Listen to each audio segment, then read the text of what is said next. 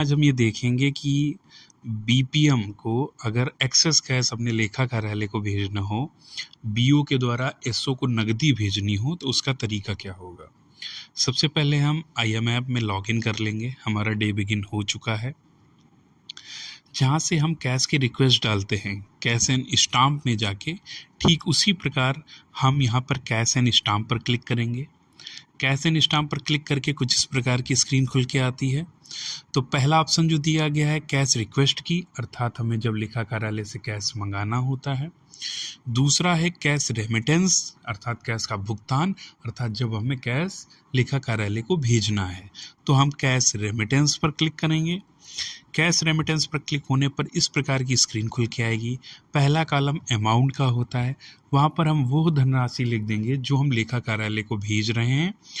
और सपोज कर लीजिए यहाँ पर हम 30,000 भेज रहे थे तो हम 30,000 लिख देते हैं। उसके बाद एक्सेस कैश रेमिटेंस, ये रिमार्क लिख दिया कि हम अधिक कैश को भेज रहे हैं, उसका रिमार्क लिख दिया। टू ऑफिस में सब ऑफिस का नाम, हमारे लेखा कार्यालय का नाम लिख के आता है। उसके बाद जस्ट नीचे देखिएगा ऑप्शन आपको दिख रहा है कैश डिनोमिनेशन। कैश डिनोमिनेशन का मतलब आप जब क्लिक करेंगे कुछ इस प्रकार की स्क्रीन खुल के आएगी जहाँ पर लिख के आता है कि आप 30,000 में मतलब क्या डिटेल भेज रहे हैं। आप लिख सकते हैं 500 वाले 60 नोट हैं, या 200 वाले इतने नोट हैं, 100 वाले इतने नोट हैं, वो विवरण लिख देंगे।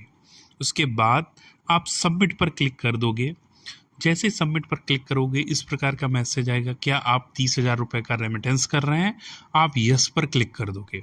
जैसे ही यस पर क्लिक करेंगे लिख के आ जाएगा कैश बैक क्लोज्ड सक्सेसफुली। ध्यान रखिएगा जब आप सबमिट कर रहे होंगे पास में एक जगह पर आपसे कैश बैक का ये वजन भी पूछता है। वहाँ पे वजन आप 100 ग्राम के आसपास डाल सकते हैं।